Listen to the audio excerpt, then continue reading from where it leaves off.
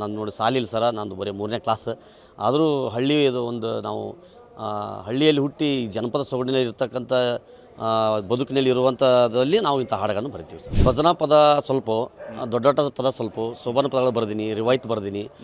ಅದ್ರ ಮುಖ್ಯವಾಗಿ ಡೊಳ್ಳಿನ ಪದಗಳನ್ನ ಹಾಡ್ತೀನಿ ಸರ್. ಕಾಲು ಕೆಟ್ಟೈತಂತ ನೀವು ಕಟ್ಟಿ ಮೇಲೆ ಮಾತಾಡ್ತೀರಿ, ಕಾಲು ಕೆಟ್ಟಿಲ್ಲಪ್ಪ ನಿಮ್ಮ ತಲೆ ಕೆಟ್ಟೈತಿ. ಒಂದೇ ಜಾತಿ ಒಂದೇ ಕುಲ ಅಣ್ಣ ತಮ್ಮ ಎಲ್ಲ ಹೋಗಿ ಜಾತಿ ರಾಜಕಾರಣ ಈಗ ಜೋರ ಆಗೈತಿ. ರಾಗಿ ಮುದ್ದಿ ಜೋಳದ ರೊಟ್ಟಿ ಗಟ್ಟಿ ಹಾರ ಬಿಟ್ಟಿರಪ್ಪ, ಎಗ್ರಸ್ತಿತ್ತೀರೇನೋ ಯಾಕೆ ಹೊಟ್ಟಿ ಬಂದೈತಿ.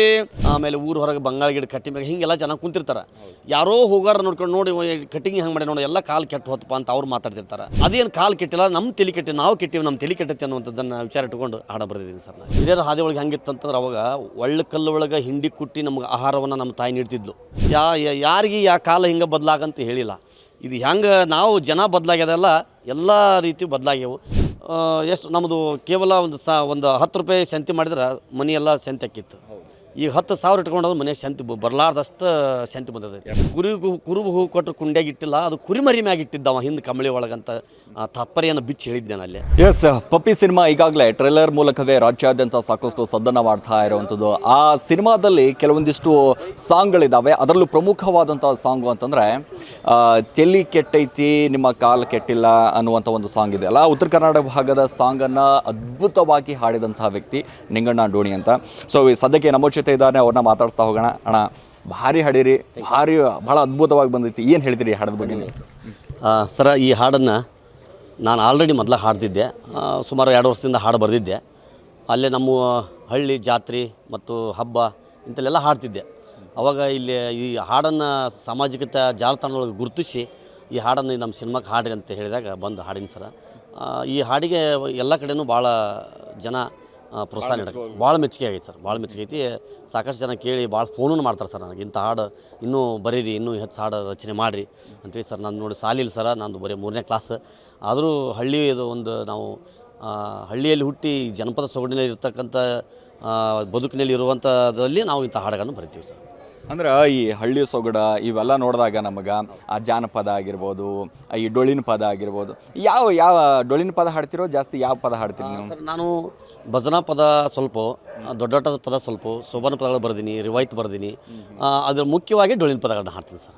ಮುಖ್ಯವಾಗಿ ಡೊಳ್ಳಿನ ಪದ ನಾನು ಒತ್ತು ಕೊಟ್ಟಿರೋದು ಡೊಳ್ಳಿನ ಪದಕ್ಕೆ. ಯಾಕಂದ್ರೆ ಒಂದು ಹಿಡ್ಕೊಂಡು ಹೋದ್ರೆ ಸರಿಯಾಗಿ ನೀತಿ ಒಳಗೆ ನಾವು ಗುರಿ ಮುಟ್ತೀವಿ ಅನ್ನೋ ಉದ್ದೇಶದಿಂದ ಒಂದು ದಾರಿಯನ್ನು ಹಿಡಿದೀನಿ ರೀ. ಡೊಳ್ಳಿನ ಪದಗಳನ್ನು ಹಾಡ್ತೀನಿ ಸರ್. ಜನಪದಗಳನ್ನು ಬರ್ದಿನ ಕರೆ ಡೊಳ್ಳಿನ ಪದ ಮುಖ್ಯವಾಗಿ ಇಟ್ಕೊಂಡಿ ಸರ್. ಈಗ ಈ ಪಪ್ಪಿ ಸಿನಿಮಾದಾಗ ಹಾಡಿರುವಂಥ ಒಂದೆರಡು 3 ಲೈನ್ ಹಾಡ್ಬೋದಲ್ಲ, ಯಾಕಂದ್ರೆ ಅವಶ್ಯವಾಗಿ. ಕಾಲು ಕೆಟ್ಟೈತಂತ ನೀವು ಕಟ್ಟಿ ಮೇಲೆ ಮಾತಾಡ್ತೀರಿ, ಕಾಲು ಕೆಟ್ಟಿಲ್ಲಪ್ಪ ನಿಮ್ಮ ತಲೆ ಕೆಟ್ಟೈತಿ. ಕಾಲು ಕೆಟ್ಟೈತಂತ ನೀವು ಕಟ್ಟಿ ಮೇಲೆ ಮಾತಾಡ್ತೀರಿ, ಕಾಲು ಕೆಟ್ಟಿಲ್ಲಪ್ಪ ನಮ್ಮ ತಲೆ ಕೆಟ್ಟೈತಿ.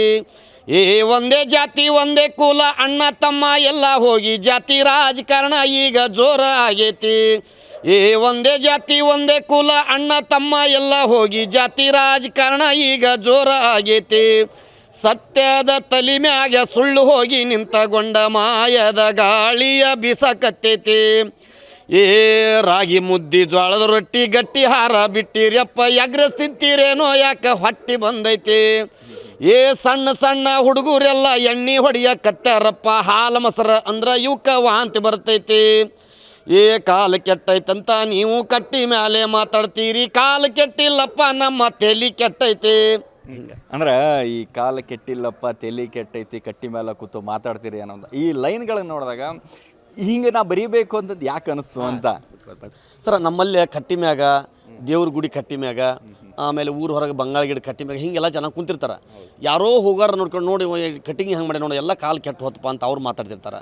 ಆಮೇಲೆ ಏನೇನು ಅವ್ರ ಕಣ್ಣಿಗೆ ಕಾಣ್ತೈತಿ ಅವ್ರು ಜನ ಮಾತಾಡ್ತಿರ್ತಾರೆ ಸ್ವಂತವಾಗಿ. ಅಲ್ಲಿ ಕಾಲು ಕೆಟ್ಟ ಎಲ್ಲ ಕಾಲು ಕೆಟ್ಟು ಹೋಗಿಬಿಡ್ತಪ್ಪ ಅಂತೇಳಿ ಅವಾಗ ನನಗೇನಿಸ್ತು, ಕಾಲು ಕೆಟ್ಟಿಲ್ಲ, ಸೂರ್ಯ ಪೂರ್ವದಲ್ಲೇ ಹುಡ್ತಾನೆ, ಪಶ್ಚಿಮದಲ್ಲೇ ಮುಳುಗುತ್ತಾನೆ. ಆಮೇಲೆ ಯಾವ ರೀತಿ ನಮ್ಗೆ ಬೆಳಕು ನೀರು ಗಾಳಿ ಏನು ಬರ್ಬೇಕೈತಿ ಎಲ್ಲ ಬರ್ತೈತಿ. ಆದ್ರೆ ಅದೇನು ಕಾಲು ಕೆಟ್ಟಿಲ್ಲ, ನಮ್ಮ ತಲೆ ಕೆಟ್ಟಿ, ನಾವು ಕೆಟ್ಟಿವಿ, ನಮ್ಮ ತಲೆ ಕೆಟ್ಟೈತಿ ಅನ್ನುವಂಥದ್ದನ್ನು ವಿಚಾರ ಇಟ್ಕೊಂಡು ಹಾಡ ಬರೆದಿದ್ದೀನಿ ಸರ್ ನಾನು. ಸದ್ಯಕ್ಕೆ ಈಗಿನ ಪರಿಸ್ಥಿತಿ ನೋಡಿದ್ರೆ ಹೆಂಗೆ ಅನಿಸ್ತೈತಿ? ಯಾಕಂದ್ರೆ ಕಾಲು ಭಾಳ ಬದಲಾಗಿಬಿಟ್ಟೈತಿ. ಸೊ ಹಿರಿಯರಿಗೆ ಒಂದಿಷ್ಟು ಮರ್ಯಾದೆ ಕೊಡೋಂಗಿಲ್ಲ. ಇವೆಲ್ಲ ನೋಡಿದಾಗ ನಮ್ಗೆ ಅನ್ಸಾಕತ್ತೈತಿ, ಎಲ್ಲಿ ಬದುಕಾಕತ್ತೀವಪ್ಪ ನಾವು. ಈ ಜೀವನದ ಬಗ್ಗೆ ಏನು ಅನಿಸುತ್ತೆ ನಿಮ್ಗೆ? ಸರ್, ಜೀವನದ ಬಗ್ಗೆ ಹಿರಿಯರು ಹಾಕಿಕೊಡಂಥ ಹಾದಿ ಒಳಗೆ ನಾವು ಯಾರೂ ಇಲ್ಲ ಸರ್. ಹಿರಿಯರ ಹಾದಿ ಒಳಗೆ ಹೆಂಗಿತ್ತು ಅಂತಂದ್ರೆ ಅವಾಗ ಒಳ್ಳೆ ಕಲ್ಲು ಒಳಗೆ ಹಿಂಡಿ ಕುಟ್ಟಿ ನಮ್ಗೆ ಆಹಾರವನ್ನು ನಮ್ಮ ತಾಯಿ ನೀಡ್ತಿದ್ಲು. ಇವತ್ತು ಹಾಗಿಲ್ಲ. ಇವತ್ತು ಮಿಕ್ಸರ್ನೊಳಗೆ ಅಡುಗೆ ಮಾಡುವಂಥ ಅಡುಗೆದನ್ನು ನಾವು ಉಣ್ಣಾಕತ್ತೀವಿ, ಗ್ಯಾಸ್ ಮ್ಯಾಗ ಉಣ್ಣಾಕತ್ತೀವಿ. ಅವಾಗ ಕಟ್ಟಿಗೆ ಇಟ್ಟು ಒಲಿ ಹಚ್ಚಿ ಗಡಿಗೆ ಒಳಗೆ ಸಾರು ಉಣಿಸಿದ್ರೆ ನಮಗೆ ಗಟ್ಟಿ ಆಹಾರ ಇರ್ತಿತ್ತು. ಇವತ್ತಿನ ಕಾಲದಾಗ ಎಲ್ಲವೂ ಸ್ಪೀಡ್ ಆಗಿಬಿಟ್ಟವು, ಎಲ್ಲ ಸ್ಪೀಡ್. ಆಗಿಂದಾಗ ಸ್ಪಾಟ್ ಚಹಾ ಆಗ್ಬೇಕು, ಸ್ಪಾಟ್ ಅನ್ನ ಆಗ್ಬೇಕು, ಸ್ಪಾಟ್ ಸಾರು ಆಗ್ಬೇಕು. ಇಂಥ ಇದ್ರೊಳಗೆ ತಾಳ್ಮೆ ಅಂತಕ್ಕಂಥದ್ದು ಯಾವ ಮನುಷ್ಯನ ಉಳಿದಿಲ್ಲ. 10 ಕಿಲೋಮೀಟ್ರ್ ನಡ್ಕೊಂತ ಹೋಗಿ ಜನ ದುಡಿದು ಬರ್ತಿದ್ರು, ಸೀಟಿಗೆ ಹೋಗಿ ಸಂತಿ ಮಾಡ್ಕೊಂಬರ್ತಿದ್ರು 10 ಕಿಲೋಮೀಟ್ರ್ ನಡ್ಕೊಂತ ಹೋಗಿ.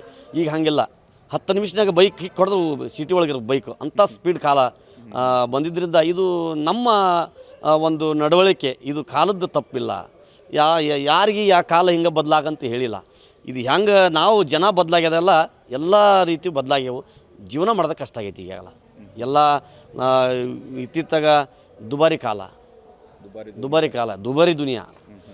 ಅವಾಗೆಲ್ಲ ಎಷ್ಟು ನಮ್ಮದು ಕೇವಲ ಒಂದು 10 ರೂಪಾಯಿ ಸಂತಿ ಮಾಡಿದ್ರೆ ಮನೆಯೆಲ್ಲ ಸಂತಿ ಆಕ್ಕಿತ್ತು.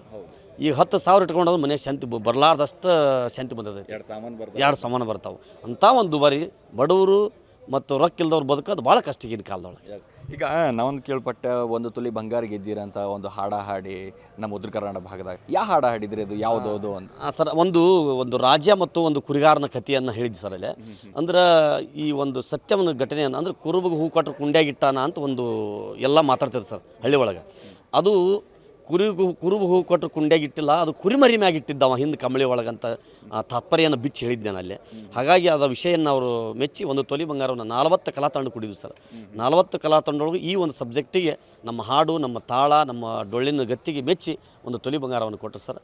ಹಿಂಗೆ ಅನೇಕ ಜಾತ್ರೆ, ನಿಬ್ಬಣ ಮತ್ತು ಸಂಘ ಸಂಸ್ಥೆಯವರು ಕರೆಸಿದಾಗ ಇಂಥ ಒಳ್ಳೆ ಹಾಡುಗಳನ್ನ ಹಾಡಿ ಜನರಿಗೆ ಒಂದು ತೃಪ್ತಿ ಪಡಿಸ್ತಕ್ಕಂಥ ಕೆಲಸ ನಾವು ಮತ್ತು ನಮ್ಮ ಕಲಾ ತಂಡ ಮಾಡ್ಕೊಂಡು ಬಂದದ್ದು. ಯಾಕಂದರೆ ಈಗ ಬರೀ ಪಪ್ಪಿ ಸಿನಿಮಾದಿಂದ ಇಡೀ ದೇಶಾದ್ಯಂತ, ಇಡೀ ರಾಜ್ಯಾದ್ಯಂತ ಎಲ್ಲ ಪರಿಚಯ ಆಗತ್ತೆ ರೀ. ಹೆಂಗೆ ಅನ್ಸಾಗತೈತಿ? ಯಾಕಂದ್ರೆ ಬರೀ ಉತ್ತರ ಕನ್ನಡ ಭಾಗದಾಗ ಅಟ್ಟೆ ಗೊತ್ತಿತ್ತು ಮಂದಿ, ನಿಂಗಣ್ಣ ದೋಣಿ ಅಂತಂದ್ರೆ ಯಾರು ಅಂತ. ಈಗ ಇಡೀ ಕರ್ನಾಟಕದಂತ ಗೊತ್ತಾಗತ್ತೆ ರೀ. ಹೆಂಗೆ ಅನ್ಸಾಗುತ್ತೆ? ನಿಜವಾಗಲು ಸರ್, ನಿಜವಾಗಲು ನಾನು ಯಾವ ಭಾಗದಾಗ ಯಾವ ಜಿಲ್ಲೆದಾಗ ಹಾಡಿದ್ದೆ ಅಲ್ಲೆಷ್ಟು ಗುರುತಿಸಿದ್ರು ನಾನು.